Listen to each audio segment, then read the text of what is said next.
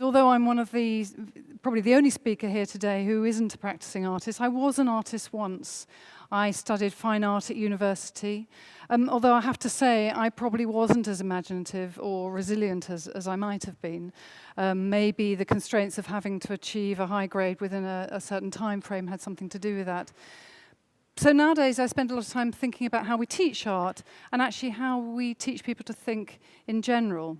And I want to begin by showing you a sign that I saw hanging up in a classroom a while back. It was hanging above the area where a teacher in a primary class kept all her art materials and painting equipment and so on.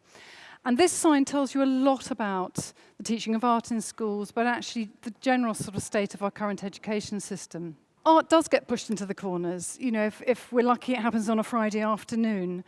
Quite often it might happen at the end of the year. You know, there's a whole week designated to the teaching of the arts. You know, when the serious stuff has happened, when the teaching of maths or the teaching of science has been assessed and that's all done and dusted. And then there's another curious thing that I think the sign reveals, which is that we still, again, certainly in primary schools and elsewhere as well, think of creativity as being exclusively about something we do with the arts. It's what we do with a paintbrush. It's what we do on a stage. And it's not really something we need for the teaching of science or the teaching of geography or the teaching of history or those other subjects. And I've come across another kind of creativity in corners phenomenon in the adult world. I was at a meeting recently for local businesswomen. And a lot of the women who were there were writers or artists of one kind or another.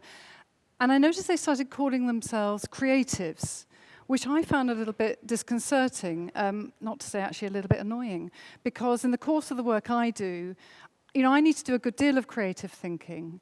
But I was pretty sure they weren't referring to people like me because my work doesn't involve producing some kind of artistic outcome. So I'm really pleased you chose to call this event Be an Artist. Being creative wouldn't have been good grammar, and it certainly would have put me off coming in the first place. So let's think about creativity. Creativity is about curiosity and imagination, but it's also about resilience. It's about building the courage to embark on an adventure when you don't know what the outcome's going to be. It's about understanding that the mess we make, the mistakes we make, are not things to be ashamed of, but absolutely essential ingredients in succeeding with that journey and getting to the places that we want to go. Creativity is also about sharing, it's about working together, it's about collaborating. It's about understanding that when we bring our ideas together and build on each other's thinking, actually we are much cleverer than we might be when we work in isolation. And it's also about discipline. It's about understanding that it requires a huge amount of hard work if we're going to really achieve the outcomes that we would like. So these creative habits of thinking are also the habits of thinking we need if we're going to be flexible enough and adaptable enough and tough enough and sociable enough. Actually, it's about being clever enough to really lead successful lives in the fast-changing world of the 21st century. But they're also the habits of thinking we need if we want to come up with new solutions and valuable solutions to some of the problems we've created in the 21st century. We have enormous issues of global poverty and conflict, and perhaps most serious of all, we have the issue of the loss and destruction of natural resources.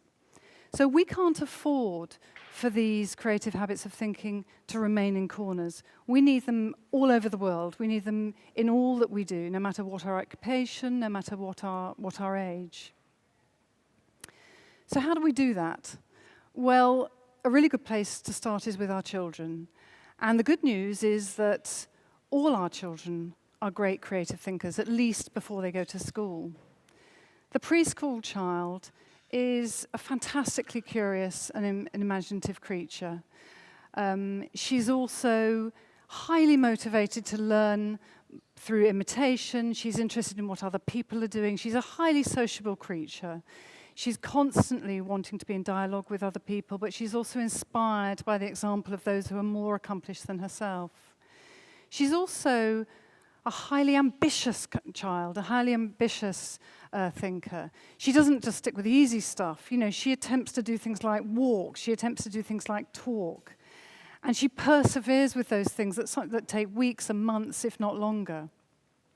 You know, when was the last time you heard a 15-month-old say, this walking business, I fell over 3 times yesterday, there's no way I'm carrying on with that, it's just too hard. You know, she won't say that.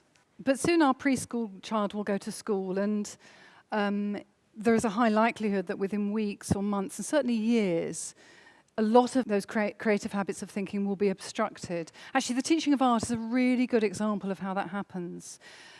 It's absolutely typical in primary schools for the teacher to decide on the theme of an art project, to decide on the format, to decide on the materials that are going to be used. And actually, it's a little bit like the child is the artist's assistant, or the children are the artist's assistants, whose job it is to realize the creative vision of the artist. And actually, you see this dynamic repeating across the whole curriculum. You're probably very familiar with Picasso's famous quote.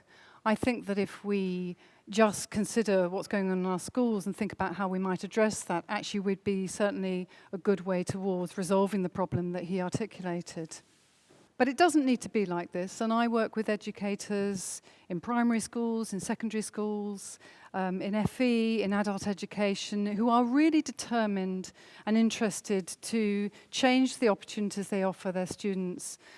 These educators, within all the normal constraints, within the constraints of the national curriculum, within the constraints of resources that are available to them, are really turning around the way they work with their students.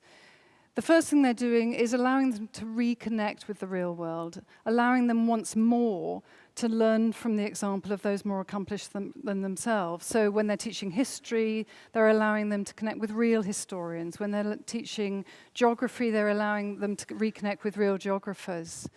And this involves also trusting their students to make the decisions for themselves that are involved in any kind of project, to think of their own questions, to find the ideas that really engage them, and to work out how those ideas will be explored, how they'll be researched, when they'll be researched, with whom they'll be researched, and so on.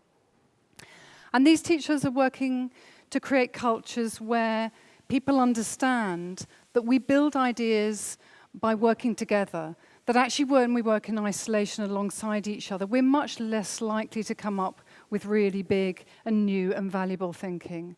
And that when we put our ideas together, or challenge each other with our thinking, or inspire each other with our thinking, we're much more likely to develop the kind of ideas we really need and that are really going to be valued. And these teachers are also teaching their students that it's perseverance and struggle that really helps us to achieve the outcomes we want.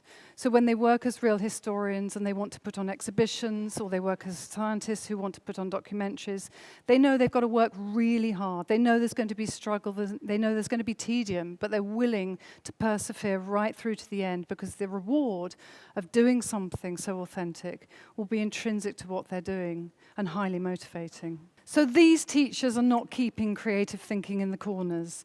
These teachers are spreading creative thinking across the whole curriculum. And this is what we all need to be doing. And in so doing, those teachers are equipping those students not only to make a success of their own personal lives in the 21st century, but they're also ensuring that those students collectively can make the best possible contribution to all our futures. So this was my tweet. I'd love to hear what you think about rethinking education. I'd love to hear what you think about rethinking creativity. So please tweet me or email me, or better still, come and talk to me. Thank you.